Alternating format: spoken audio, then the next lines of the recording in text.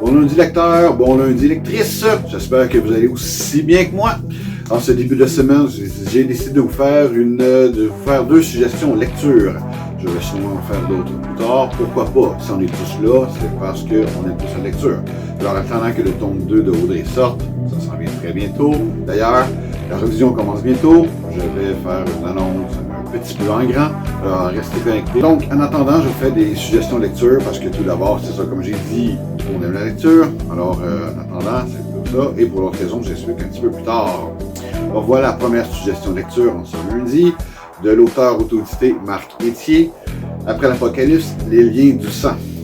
Prémisse de l'histoire, les humains ayant délaissé la religion et en croyant de moins en moins à Dieu, les démons sortent de l'enfer pour venir envahir la terre.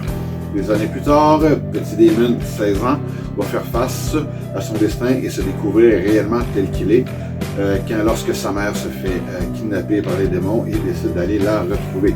C'est une dystopie, bien entendu, qui se passe en Montérégie, dans la région de Rigaud, pour être plus précis. Alors, si vous êtes de la région, allez-y, lisez-le, vous allez reconnaître votre ville, vous allez reconnaître des rues, c'est toujours, en tout cas personnellement, moi j'aime beaucoup ça, reconnaître des rues pendant que je lis. Et c'est un bon suspense, c'est un page turner, c'est pas mon genre, et pourtant, sans farce, je l'ai terminé assez rapidement. Donc déjà là, c'est un bon signe. Alors, vous pouvez le trouver en vente, les liens de vente sur la page de l'auteur marcetierworld.ca.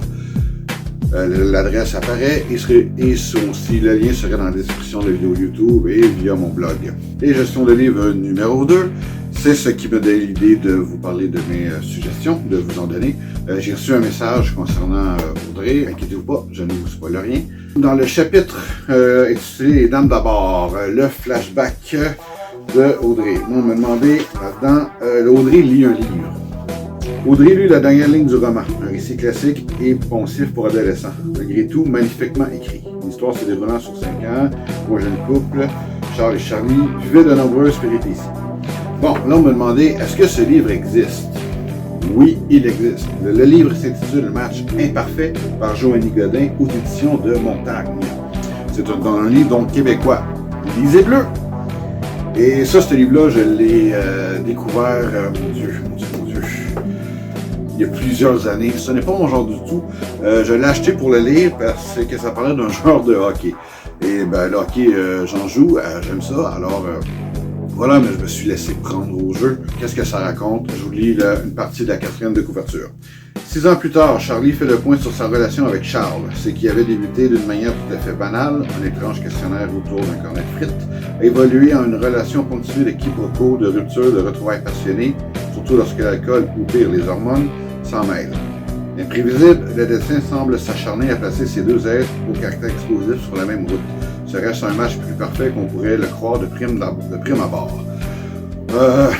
Ceux qui ont passé l'adolescence vont se reconnaître des situations tantôt frustrantes, tantôt touchantes.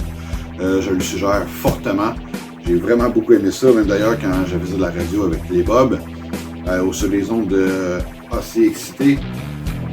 J'étais en train de lire et quand c'était pas mon segment de parler, je lisais dans la face de mes co-animateurs.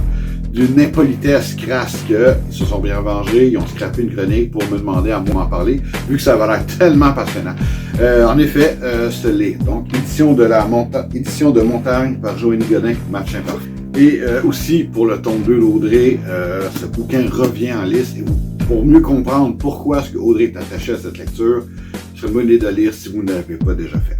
Donc voilà mes suggestions de lecture pour cette semaine. Alors allez-y, foncez, c'est moi qui vous suggère ça.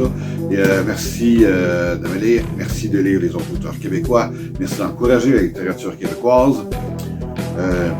Lisez bleu. Alors allez-y n'importe quoi, mais lisez. C'est tellement enrichissant, c'est tellement le fun. Ça s'évade pour pas cher, on voyage pour pas cher surtout. Alors lisez, bonne semaine, prenez soin de vous. Soyez prudents.